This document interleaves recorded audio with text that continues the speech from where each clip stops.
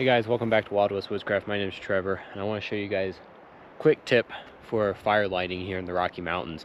Getting ready to eat some lunch, leftover Thanksgiving, and gonna build a fire. Here in the Rocky Mountains, we have a ton of pines and spruces. Like, that's most of what the trees we have. You can see around me.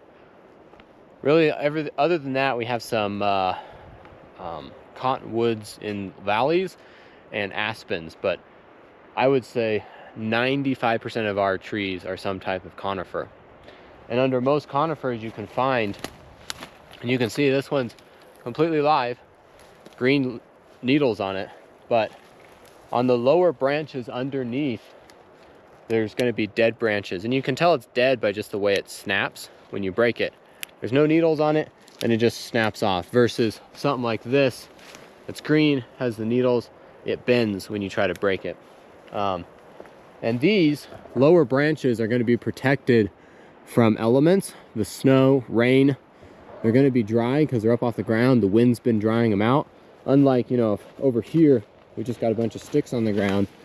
These could be covered in snow. I can even tell, like, it has a little bit of moisture in it just by breaking it. But they're just on the ground, so they're soaking up moisture. If it rains, they're getting wet. If it snows, they're getting covered. Where these, up under here, are bone dry, and most conifers you can just see all through their lower branches everywhere that are dead. Great way to find kindling.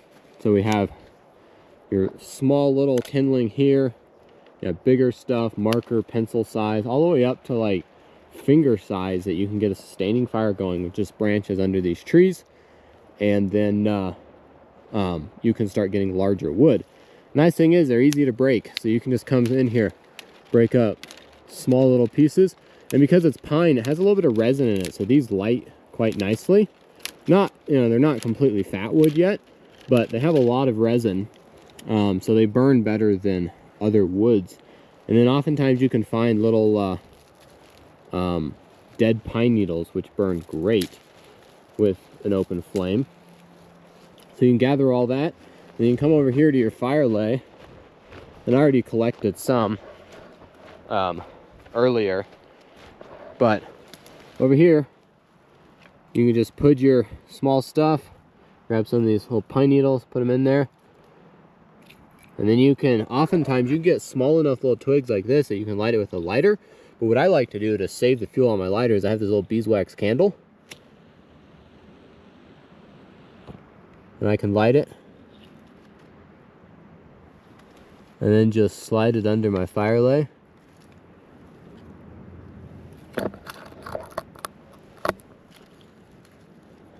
Make sure there's twigs on top of it,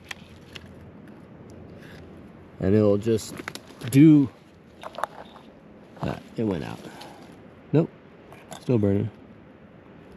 You can see that candle is doing the work of a lighter without me having to hold a lighter under there.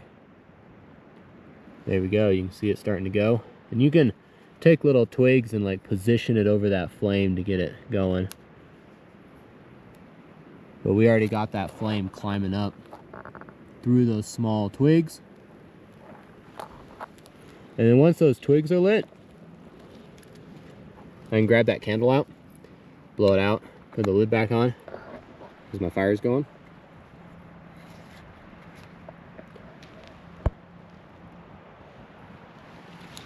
Make sure I pick up my stuff.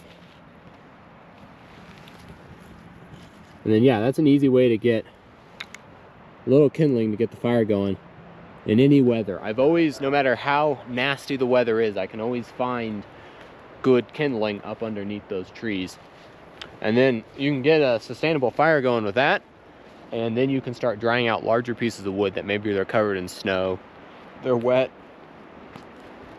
But for a quick cooking fire, you get up under one of these trees, you have all the wood you need to build a quick cooking fire to heat up your lunch or dinner or whatever, or to rewarm real quick. But yeah, that's a quick fire tip for you guys. Hope you enjoy. Remember, adventure with purpose.